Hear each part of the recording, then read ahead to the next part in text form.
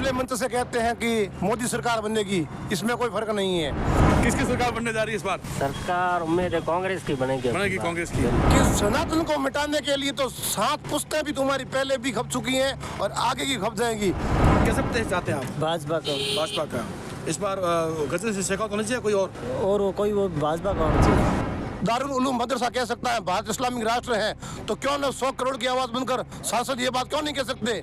अगर ये नहीं कहते हैं तो फिर धरातल पर जनता कॉलर पकड़ के घसीटना भी जानती है। बेरोजगारी सबसे बड़ा मुद्दा है युवाओं का, जैसे पेपर लीक का था वो था। भारत को अखंड हिंदू राष्ट्र बनवाना है और गौ माता को राष्ट्र माता बनवाना है। हम तो यही चाहते हैं कि प्रत्याशी खुद वेल एजुकेटेड होना चाहिए और पब्लिक से जुड़ा हुआ होना चाहिए।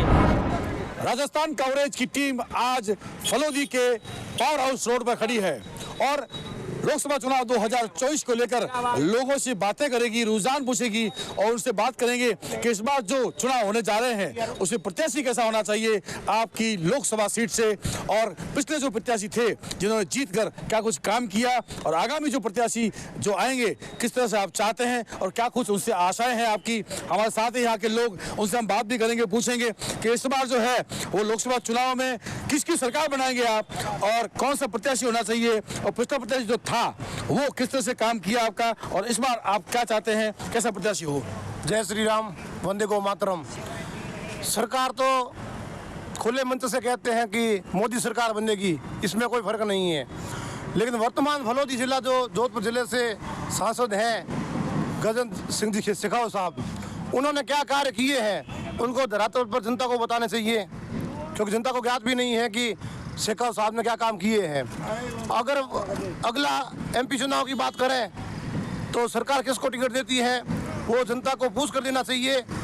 और मैं अपने हिसाब से खुले मन से ये कहना चाहता हूँ आपके माध्यम से, पत्रकार बंधुओं के माध्यम से, इस न्यूज़ को ज़्यादा से ज़्यादा चलवाना। जो भी एमपी फलोदी में चुनाव चिन्ह के आपका अपना चुनाव चिन्ह लेके आता है और जो भी बीजेपी प्रत्याशी होगा उसको जनता सपोर्ट करेगी पूरे, इसमें कोई फर्क नहीं है क्योंकि सरकार तो मोदी सरकार ही बनेगी। भारत को अखंड हिंदू राष्ट्र बनवाना है और गौ माता को राष्ट्र माता बनवाना है। अगर इन दो एजेंडे को लेकर अगर कोई आता है और हम ही भरता है कि हम संसद में खड़े होकर अगर आप ये कहते हो कि हम बनवाएंगे तभी आपको वोट मिलेगा, अन्यथा वोट नहीं मिलेगा। क्योंकि बाकी मुद्दे जो हैं राजनीतिक मुद्दे होते हैं, गटर साफ करवा दिए, नाली साफ करवा दी, टमाटर मटर, ये तो चलता रहता है, कोई बड़ी बात नहीं। 70 साल से ये हो रहा है। बात है भारत को अखंड हिंदू राष्ट्र बनवाने की। अगर इसमें जो एमपी सपोर्ट करेगा उसी को वोट मिलेगा, ये छाती ठोक कर हम कहते हैं। क्योंकि जो जनता माई बाप है तुम नेताओं की, अगर तुम वादे करके मुकर जाओगे तो भी जनता को वापस अपनी जगह पे लाना आता है।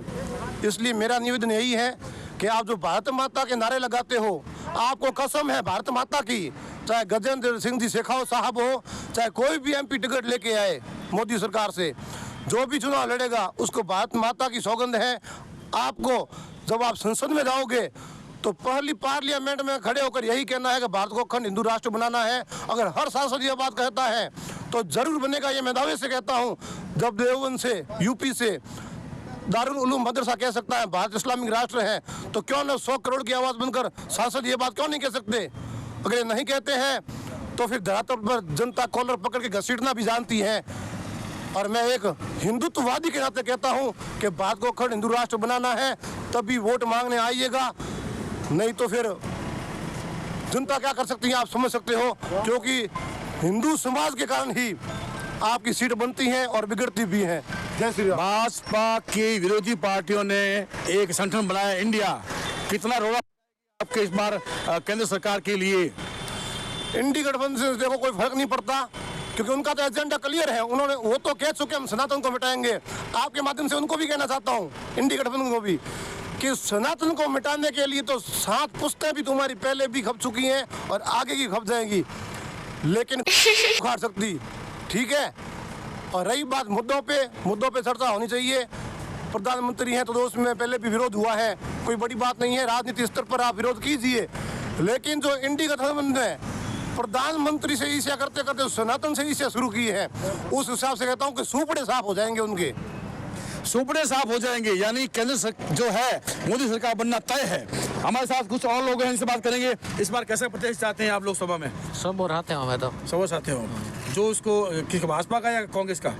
भाजपा का चाहोगे? भाजपा को प्रचंड बहुमत मिलने की संभावना है और हम आपसे बात करेंगे। आप बताइए कैसे प्रत्याशी चाहते हैं आप? भाजपा का इस बार गजल से शेखावत होना चाहिए कोई और कोई वो भाजपा का होना चाहिए। भाजपा का होना चाहिए, यानी कोई भी कैंडिडेट हो लेकिन वो जीतनी उसकी तय है, जीत सुनिश्चित है। और हम आपसे बात करेंगे इस बार जो है वो कैसा प्रत्याशी होना चाहिए, कांग्रेस का या बीजेपी का? बीजेपी का कौन? बीजेपी मोदी। मोदी। और ये लोकसभा में अपने जोधपुर में मालूम? हाँ पता नहीं। ठीक है।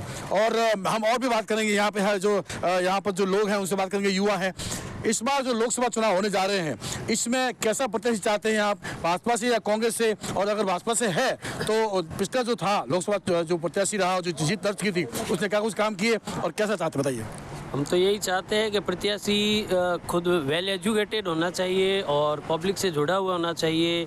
और जो ये हिंदू राष्ट्र के मुद्दे भी दिए हैं अभी ललित जी ने, तो वो हिंदू राष्ट्र के मुद्दे भी एकदम वाजिब है, क्योंकि हम हिंदू राष्ट्र में ही रह रहे हैं। यूँ देखें तो भारत क्या है, हिंदू राष्ट्र ही है एक तरीके से अब।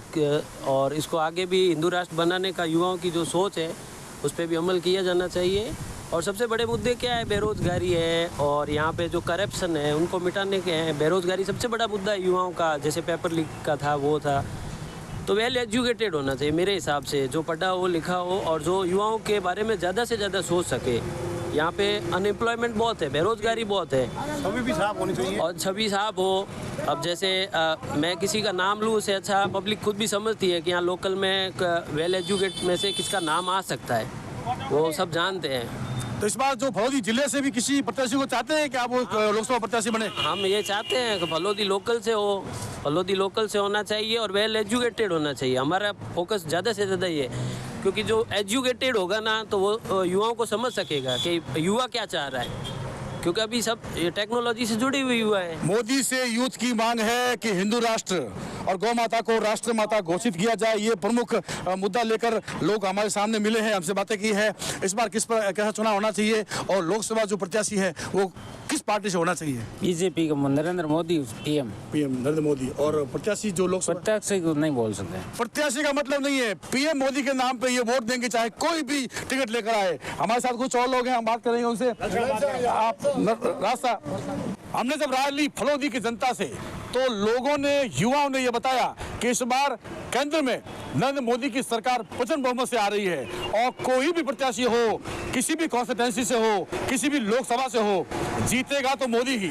ऐसे में हमने जब यहाँ से लोगों को जानकारी की और कुछ प्रबुद्धजन भी है, युवा भी है, जानकार भी है, उनसे पूछेंगे कि कैसा प्रत्याशी होना चाहिए और किस पार्टी का होना चाहिए। वैसे प्रत्याशी तो हमारे यहाँ का लोकल होना चाहिए। हमें पूरी आशा है, विश्वास है, होगा और होना भी चाहिए। पहले कभी नहीं हुआ? पहले आज दिन तक तो कभी नहीं हुआ, हमने सुना ही नहीं और हुआ भी नहीं। जहाँ तक हमारा विश्वास है, पहचान है, नहीं हुआ। अब होना चाहिए और हो भी जाएगा शायद। और होगा तो यही, वो तो बीजेपी का होगा ही और वही होना चाहिए। इस बार किसकी सरकार बन रही है? वो तो मोदी सरकार, बीजेपी सरकार, मोदी जी का कोई भी भेजा हुआ आदमी हो वही। क्या कुछ काम किया पिछली बार जीत के आपके एमपी ने? काम तो होता ही है, जैसा काम है जैसा उसको मिलता है। लेकिन अब की बार जो आएगा अब काम होगा। पहली बार हुआ या ना हुआ, ठीक हुआ, अब काम बढ़िया होगा। हम जैसा चाहेंगे वो जो आएगा प्रत्याशी, हमारी उसी सरकार का वही ऐसा आदमी लोकल, वो जरूर काम होगा और काम करवाएंगे। यानी इनको पूरा भरोसा है, लोगों को पूरा भरोसा है कि इस बार जो है वो सरकार नरेंद्र मोदी की बनने जा रही है। हम इनसे बात करेंगे किसकी सरकार बनने जा रही है इस बार? सरकार उम्मीद है कांग्रेस की बनेगी कांग्रेस की। और लोकसभा जो इस बार जोधपुर की लोकसभा है उससे किसको प्रत्याशी चाहते हैं आप? वैभव गहलोत जी है, कोई अन्य और आए तो कोई दिक्कत नहीं है। फलोदी से भी चाहते हैं कि कोई ऐसा कैंडिडेट हो जो आप लोकसभा प्रत्याशी हो? पूम सिंह जी पाताल साहब है। और भी कोई? और तो अब प्रकाश जी संघानी अभी चुनाव आ रहे हैं तो लोकसभा के चुनाव टिकट दे सकते हैं। कौन कौन से आपके जो पार्टी के जो फलोदी जिले से हैं वो प्रत्याशी के रूप में आ सकते हैं? अब कई नेता है, एक जने तो किसका नाम ले सकते हैं। पूम सिंह जी है, प्रकाश जी है, उमर आदि जी है और कई नेता है, ओम जोशी जी है, महेश व्यास है, कई नेता का हर नेता महेश व्यास को मौका मिल सकता है क्या इस बार? बिल्कुल मिल सकता है, युवा नेता है, उनको भी मिलना चाहिए मौका। इस बार जो है वो क्या कुछ मांगे रहेगी आपको जो जीत कर आएगा? अब मांगे तो कई है, सड़क है, पानी है, बिजली है, कई चीज़ों की यहाँ कमी है। जिला नया जिला बना है तो उस हिसाब से विकास होगा, तो ऐसा ही नेता हम चुनना चाहते हैं। यानी आप फलोदी जिला जो नया जिला बना है उससे आपको चाहिए कि वहाँ से कैंडिडेट होना चाहिए? वहाँ से होना चाहिए और अच्छी बात है। बिल्कुल, फलोदी जिले का अब तक कोई भी प्रत्याशी चुनकर नहीं आया या उसे मौका नहीं दिया गया। यहाँ की जनता चाहती है कि ऐसा प्रत्याशी हो जो फलोदी जिले से इस बार लोकसभा चुनाव जोधपुर से लड़े। क्या कुछ कहना है आपका, कौन प्रत्याशी होना चाहिए इस बार लोकसभा में? तो काम करने वाला होना चाहिए। सड़कें नहीं है, खड्डे पड़े हैं, बारूद से फलोदी रोड है, वो आयु के लायक रोड है, इस पर 20 गांव निवास करते हैं। तो सर एमपी कहीं काम किया नहीं बार जोधपुर? कुछ नहीं किया एमपी ने। हाँ, तो कहना चाहो मैं एक टूटी भी नहीं लगाई। हमें कहना चाहो कोई नया होना चाहिए? ये सब हमारे गाँव के जो योग्य आदमी है, वो होना चाहिए। योग्य आदमी होना चाहिए, ग्रामीणों का कहना है। जो दूर दराज से आते हैं, सड़कें टूटी हुई है, पानी की व्यवस्था नहीं है और यहाँ परेशानी होती है, इसलिए यहाँ पर ऐसा प्रत्याशी हो जो इनका जो है विकास करे और इनकी व्यवस्थाएं को सुधारे। कैमरा पर्सन जितेंद्र बिस्सा के साथ राजू व्यास, राजस्थान कवरेज। दिन भर की सारी अपडेट्स के लिए सब्सक्राइब करें राजस्थान कवरेज को और बेल आइकन दबाना ना भूलें ताकि आप रहे अपडेटेड हमेशा।